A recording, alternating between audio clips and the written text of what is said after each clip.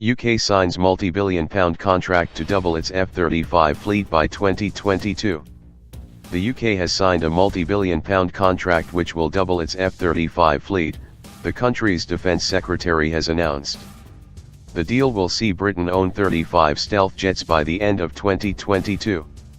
Defence Secretary Gavin Williamson confirmed that the UK has ordered 17 new F-35B aircraft which will be delivered between 2020 and 2022.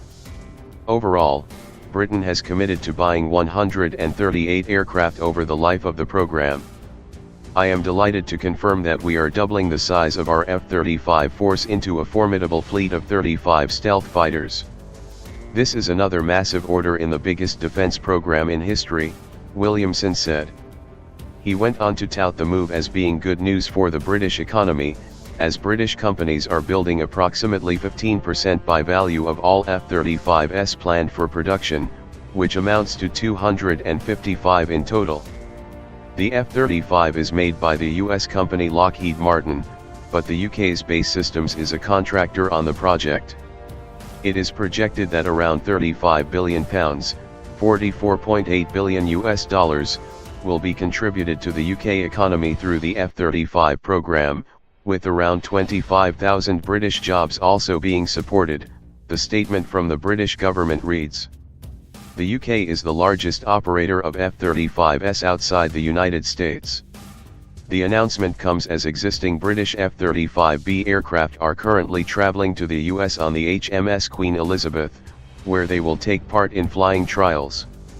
Meanwhile, F-35s aren't the only new additions the British military is looking to acquire, according to the anti-drone campaign group Drone Wars UK, which recently claimed the government has been secretly funding research on autonomous killer robot drones.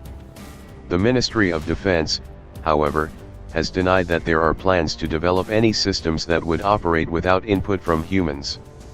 The purchase comes just 5 months after hawkish British MPs recommended the government increase its defence spending, citing so-called Russian threats as the reason for it.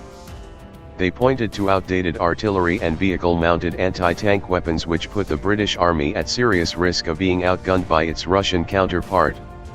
However, not everyone is convinced that increased military spending is the answer.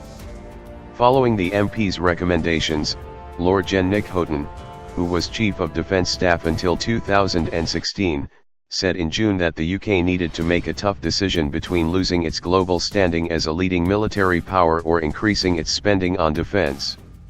We have slightly deluded the public that we have a defence programme which insiders know is unaffordable. We are to some extent living a lie.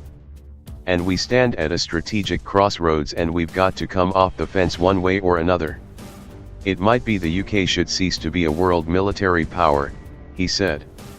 The recommendations by MPs came just 2 weeks after the US urged Britain to increase its military spending, hinting that if it didn't do so France could overtake the UK as America's partner of choice in world affairs.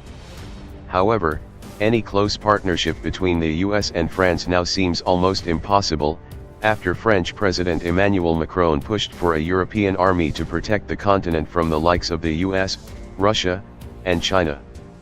That comment led to US President Donald Trump taking aim at his French counterpart, pointing to his very low approval rating and reminding him that the US wasn't France's enemy during World War I or World War II.